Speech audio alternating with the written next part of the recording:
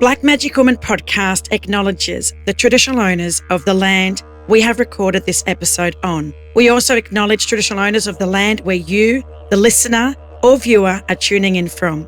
We would like to pay our respects to our elders past and present and acknowledge that this always was Aboriginal land and always will be Aboriginal land. Welcome to the Black Magic Woman podcast with Mundanara Bayles.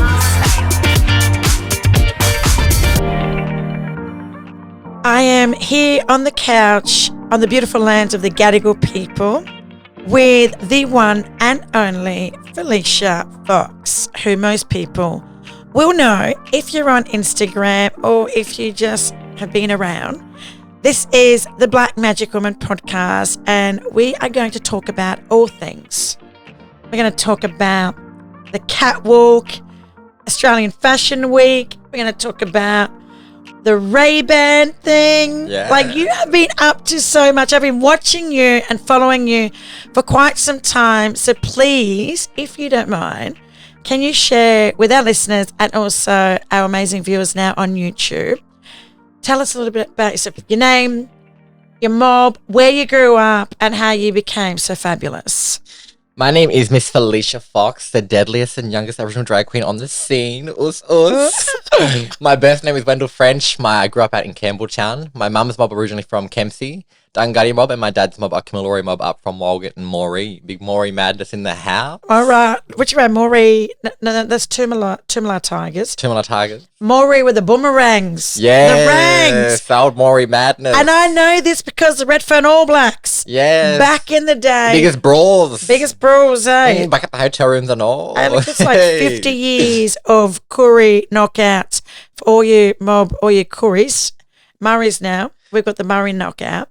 So being a curry, growing up in Campbelltown with connections back to Kempsey and also back to Moree, how have you found, I guess, living in Sydney? Because a lot of people that come from elsewhere, like come from Moree, come to Sydney, and it's usually to escape these little small towns. Yeah, but they get ate up and chewed up and spat out straight away, and they head back straight to Moree. And you've survived. And I've survived. You're still here. Well, for me, growing up in Campbelltown, it's very an unawoke town. There wasn't enough queer people out there. I had no queer representation that I got to see growing up out there. The first drag queen that I got to see growing up was when I was 10 years old at a ball that my mum ran for Campbelltown Ghost, which is the team a part of the Aboriginal Rugby League Knockout.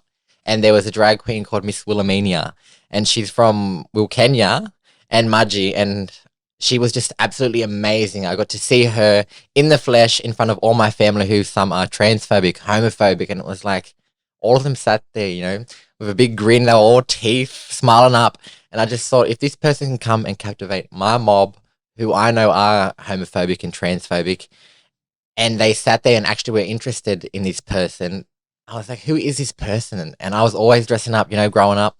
I actually got sent a photo the other day. My preschool teacher sent me a photo of me dressed up at preschool. And it brought this memory back. High heels, on your back. Instantly, I remembered these high heels that were always in the dress-up area at my preschool. I would always hide them. So then the next day that I went there, my little pair of click-clacks were still there. Yeah, but they're mine, so Jesus. You were claiming high heels in kindy. In preschool. You knew. I knew straight away. And your mum and your dad, did they know as well? They always knew. I was always dressing up. Wanted to play teachers with my little sisters, and I was like, no, I'm not I'm Miss Els today. Oh, dressing up in all the heels, using mum's tea towels as my wigs. Always getting bashed. Where's my tea towels now? I got no tea towels to wash up. That was all in my room under my pillow. They were my little wigs back in the day. In terms of the support that you've had, how did you get to a point where you are one of the most sought after, if you want to say, drag queens, influencers, people know you? I was just at the Afterpay Australian Fashion Week with you, and I was holding your drink for nearly an hour with my Tita Bobby Lock. Yeah, we're like, where is this fella? Where are you at? And you came back with all these photos that people wanted to get photos with you. They weren't just mob. People know you. You have made a name for yourself. How did you get to this point? So I've been doing drag now for about 5.5 years. but it wasn't really until I started to utilize my platform as a drag queen proper ways now, and I started doing activism through my drag, because it was like I'm performing in these venues, in these organizations, at these events that are predominantly white mob or non-Indigenous mob, and this is the time that I want to utilize that time, whether I'm up there for 2 minutes or 4 minutes. I want to, do my little Whitney Houston track here, but halfway through that track, I might use Sharina Clanton's voiceovers that she's done at a, deadly big campaign that she's done. And it's like, I love to use, people like Uncle Tiger, speeches that he said that are still in the media, still spiraling around. I love to grab, media that has been used from our old people and still use it in this day and age. And it's just doing what our ancestors did, carrying on that story. And yeah, like you're repurposing, yeah, like stories, media, the archives, and you are making it palatable for people of this generation and also people of the older generation, both black and white and everyone else in this country. There has been a shift because the whole vote yes, vote no for gay marriage, for equal marriage happened. Yeah. And the amount of support for the rainbow community, LGBTIQ+, and I know there's a lot of other acronyms, but let's stick to the rainbow community. And I hope it's not offensive, me saying the rainbow, No. putting everyone under the rainbow banner. There's been a lot of support. Have you found that, I don't know, we just celebrated World Pride. Yeah. We had, Mardi Gras here. And I know that they call themselves the 78ers. 78ers. Yeah. Like they were staunch. A lot of them were not Indigenous, right? That they went out there, they got bashed with batons. Very conservative time here in Australia back in the 70s. So I've seen the progress, with Mardi Gras and that celebration of our rainbow community. What do you think as a young black, do you identify as queer? Yeah. Okay, so as a young black queer person, what progress have you seen? And you're not that old, like you're quite young. What progress have you seen, or what progress would you like to see? In terms of the queer community here in Sydney, being a young black fella who identifies as pansexual, on this scene, it was very hard to get a start on this scene being black. You walk down Oxford Street and you have all predominant white drag queens down that strip. And, if you don't dress a certain way, if you don't look a certain type of way, then you're not good enough for this scene. And I came out on the scene. I didn't want to wear stockings to cover up my lovely long black legs. And yeah, they're still hairy some days, and I'm going to show that off. And getting in touch with my androgynous, can I swear on here? If you want to. Gender bend, I come to terms with my body, and being on this scene, I was like, I don't want to be like all you white drag queens, perform to a Madonna track, perform to this and that. There's still a lot of progress to come in terms of the First Nations community within the queer community here in Sydney. Yeah. And I think it's not even just within Sydney, it's broader. Everyone's always contacted me and saying that there's not enough, black drag queen presence in the scene. There's not enough, black queer presence within the scene. And I think that has to change. But like you were saying before, they can talk the talk, but can they walk the walk and actually make us a part of, like on the weekend, let's just take this for an example. They had a Vogue ball, and a Vogue ball is the trans community here in Sydney. And they want to talk about being all-inclusive and making all this mob feel safe. But I realized at this event that all the black mob, First Nations mob, migrated to the back of this event. And that, that made all the hairs on my skin stand up, because it was like, why do we all see one another and we automatically all migrate and get together, but why are we at an event that is supposed to be all-inclusive and for POC mob, people of colour, and why do we feel uncomfortable within this space still, on our land, on stolen land?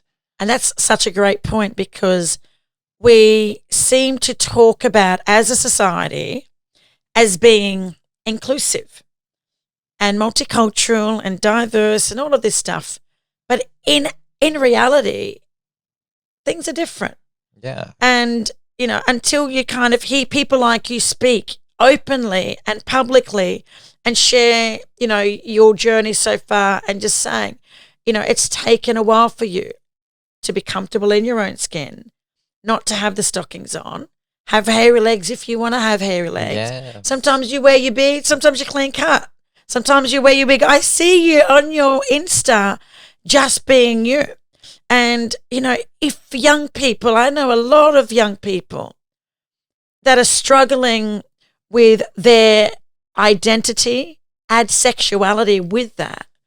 How did you get to a point where you felt confident or even comfortable to share your sexuality with people that are near and dear to you? Do you want to share that moment with us? You know, I had to find, my community. I had to migrate out of little old Campbelltown. I was born and bred out there in Campbelltown. I had to escape from out there and come into the city where, I would see people like myself. And then, they might even look like me, but then I'd go up and have a yarn to them. But then it was like, oh, we don't connect because, you've got no, community-based, like, things in your head, like black followaways. Yes. So then... You've never met someone like me. Yeah. And I've never really met someone like you.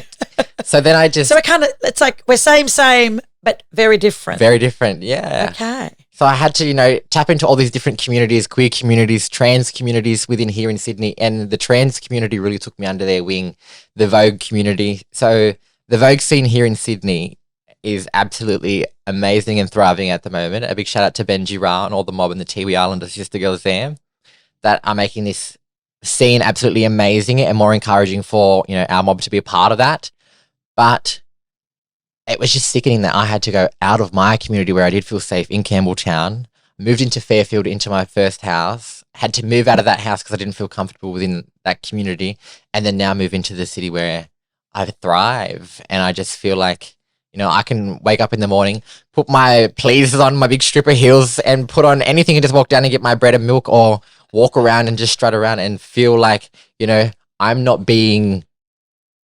They can tolerate me, but I don't only want to be tolerated. I want to be celebrated, by these mob who are uneducated, are ignorant, and have never had somebody like me a part of their life, or have ever in their day in life been authentic to themselves. Of course. And I was just going to say, in terms of you being able to just walk out of the house in your heels, go get bread and milk, do you get stopped?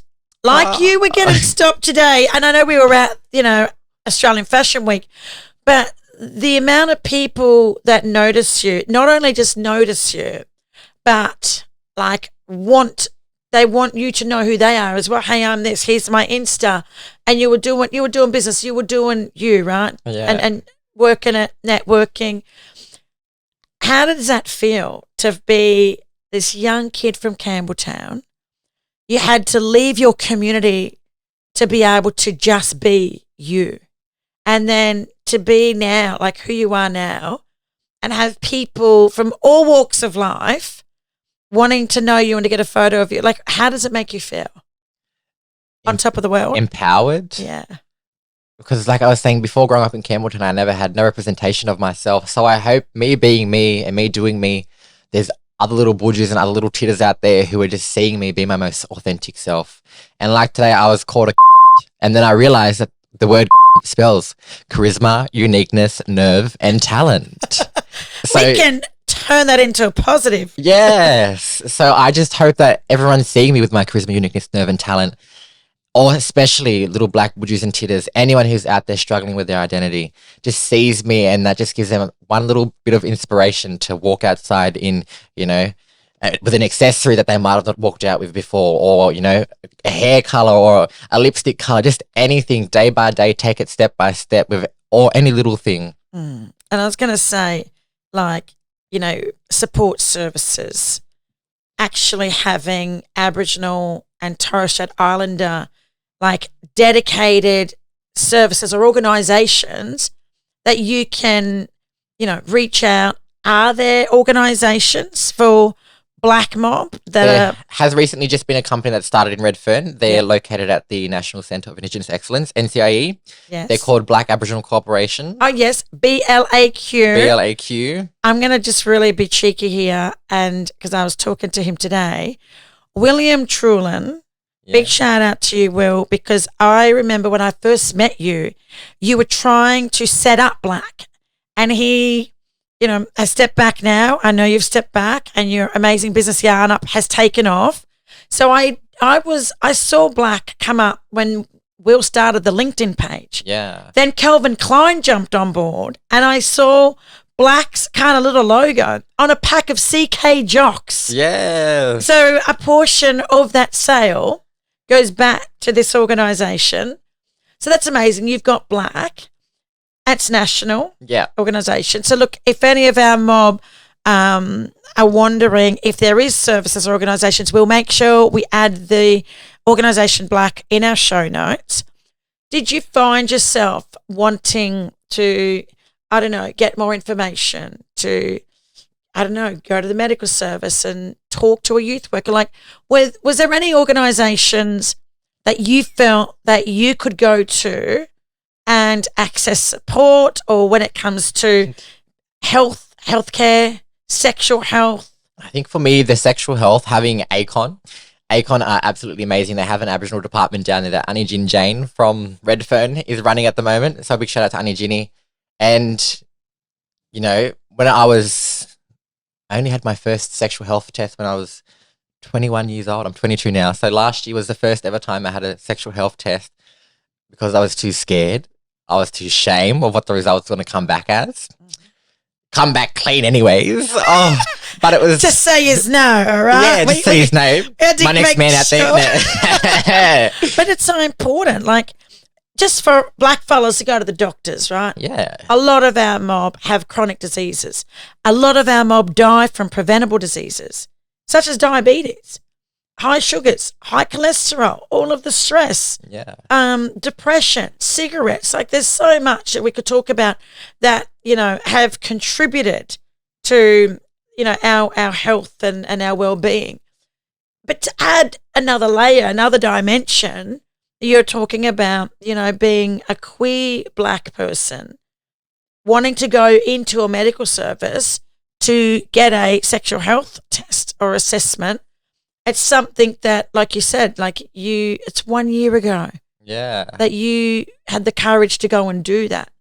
So, is there now, in your eyes, I guess, more awareness, more education, more support for our mob in particular when it comes to sexual health and getting the services and getting culturally appropriate services delivered to them?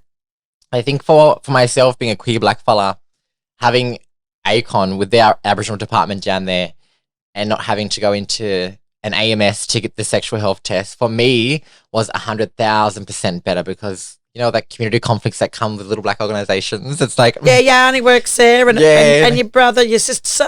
And then that'll be the story getting around the community about this afternoon. And we know that you are meant to be kind of, I don't know, there is a kind of, what is it called? Confidentiality. But black fellas, sometimes you kind of go, look, you don't know where this information is going to go. So with ACON, you felt that you could trust the organisation. Yeah, trusted, the workers. supported, and they followed back up after a week or two. If I didn't go back in and get the test, they were ringing me up. How are you? Are you too windy to come back in and get your test results? And it was like, well, yeah, I don't want to be coming in being told I got big hepatitis or whatever. And then just having them, follow up constantly, even after the sexual health results came back, they still stay in contact with you and send out their little weekly programs and stuff that they have up there. So it's just good to stay in contact with queer mob who are going through the exact same thing, especially queer black trans people who are coming down and moving here into Sydney that are getting involved in the sex work. And with sex work comes with abusing the narcotics that come. And I feel for a lot of my sisters who are still doing sex work, I've stopped doing sex work now about 1.5 years ago. But I know a lot of sisters who are out there still doing it that could use the support from ACON and Black. So just for all those sisters out there, please know that support is there and there's no judgment and no shame. And I think that's one of the biggest things is that we are such a supportive community. Like, it's embedded within our culture. But there's still a lot of our mob, that, are judgmental, that do look down upon others, that are struggling, and they could be struggling with their identity, their sexuality, with addiction. Me growing up in Redfern, I seen all of this firsthand, and it made me much more empathetic when I see people struggling, even white fellas struggling. Yeah. My kids cannot walk past somebody who's homeless. And I just want to say, like, my daughter Tiger Lily, and I know the rest are listening, Jada and Lameki, they usually say, why don't you say hello to us, Mum? But my kids, I've raised them. My husband and I, we've raised them to not ever walk past somebody that's doing it tough. And, especially when you see people, when they're dressed up, having a good time, in a dress, and people might point at you. There's some kids are kind of not too sure what's going on here. You must get that all of the time. And I've had to say to my kids, that's all right. That's your mom. Yeah. That's your uncle. That's your auntie. And my family. Yeah. You've come to Brisbane. What's been some of your greatest achievements? And I'm sure you've got many achievements to share, but what's some of your greatest achievements that you could share with us? I think most recently for World Pride, for the whole 2 weeks of World Pride, I took over the Queen Victoria building, and Victoria was slashed out for the commencement of World Pride, and it had my name, so it was the Queen Felicia building, and it was honouring Pride royalty. And for me to be in that building, it was like dismantling the patriarchy, up this land and taking my land back from these little doggies who stole it. But just being able to, be me and be existent within that space was absolutely deadly. I just finished shooting Ray-Ban's campaign. It's an international campaign. They've came out with these new smart glasses. You can live stream through the glasses and all. You can listen to your music through the glasses. Oh my gosh, I've seen these. And we did the production with Campfire X, who are absolutely amazing. That's Brad Cook, and he just started this all-black production company. So from the camera crew, from the audio, from lighting, technical, everyone's black on the setting. Yes. And it's absolutely amazing. And he's co-founder, business partner, brother Peter Kirk. Yes. Brad Cook, big shout out to both of you. We're trying to get Brad on the podcast. Oh, haven't made it happen. There is an episode of Peter Kirk back, like, maybe a year or two ago. So it's so good that you've just mentioned Campfire X and how important it is to have an all-black set. You got Black Mob on set working with Ray-Bans, and you as the talent, that experience, I guess for a lot of people, it's probably a new experience. Yeah, to turn up and have an all black set. It was just like walking into home. It was like, I got all the mob here today. Rock a Blackfelt time late, now, Gavin. I was there on time. Of course, you're still going to be professional. But just having mob there, it felt like I wasn't out of place. I wasn't uncomfortable. I was more empowered seeing my mob behind the cameras, and it was just deadly. Oh, I'm so pleased. I just want people, especially listening to this yarn, if any of this is bringing up anything, any emotions or anything that you feel triggered by, we now have 13 Yarn. We've got a dedicated national hotline that mob can ring and to talk to somebody on the other line that is also an Aboriginal or Torres Strait Islander person. So, for young people, for older people, for members of our own family that might be listening to this, I really do hope that it starts to, I guess, make people think. A lot of our mob, either gay or lesbians or queer, non-binary. A lot of our mob, we know a lot of people. So we're more likely to be a lot more empathetic and compassionate. It's funny you say that because I just had a yarn to my drag mother, and she's from Larrakia country up Darwin. And we were speaking about the gender roles within Dreamtime stories from up that way. And she was speaking about how there were never male-female gender roles in this country where she's from, Larrakia country. And that non-binary mob have always been existent within our gender roles up that way. And it's like, how can colonialism come around and happen? We get colonized, and then some of our mob still to this day are stuck in, defying roles by using the gender binary and going back, but they still want to sit here and talk about pre-colonization, but they're still here colonizing themselves, being contradictory of what they're saying, and still putting us on this gender binary. Yeah. So there's a whole process of our own mob needing to decolonize our own thoughts and behaviours when it comes to accepting whether you want to sit with the women or sit with the men or sit and make your own circle. Yeah. Create your own campfire. Why can't that be? And I think that's really interesting because we talk about, in Aboriginal culture, it's all about balance. Everything being in balance. We never really had issues around equality. Yeah. But balance occurs in nature. And we work really hard to get things back into balance, especially when it comes to relationships. How do we minimize those potentials for conflict?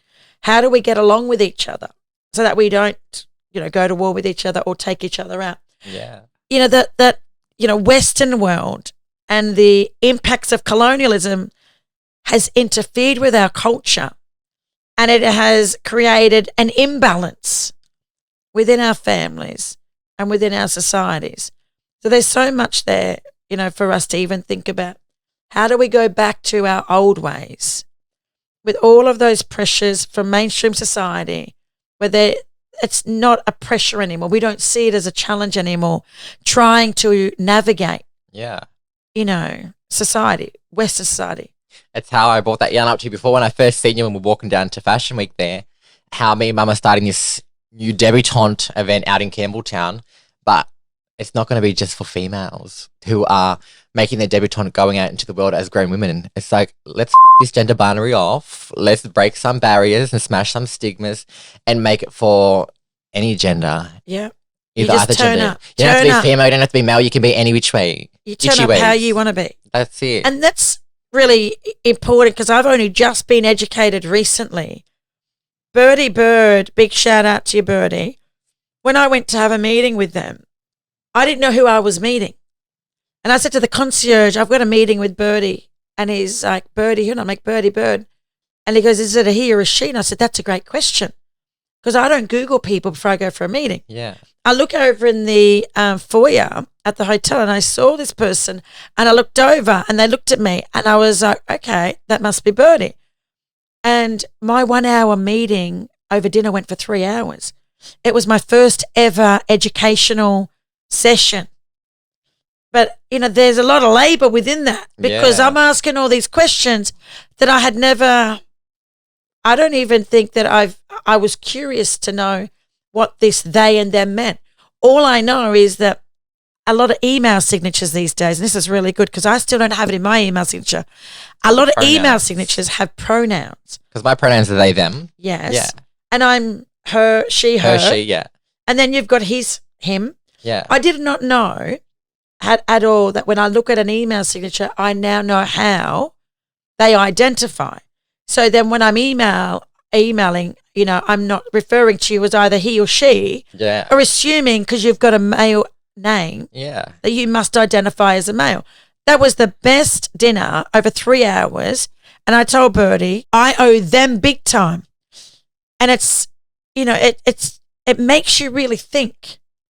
And that's sometimes, our own, it's kind of like laziness. Yeah. That it's like it's been ingrained. It's like you telling me that your name's Mara when I meet you, but I'm just like, I was going to call you Maz then. It's like, yes. My name's not fucking Maz, Don't it's call me Mara. that. Yes.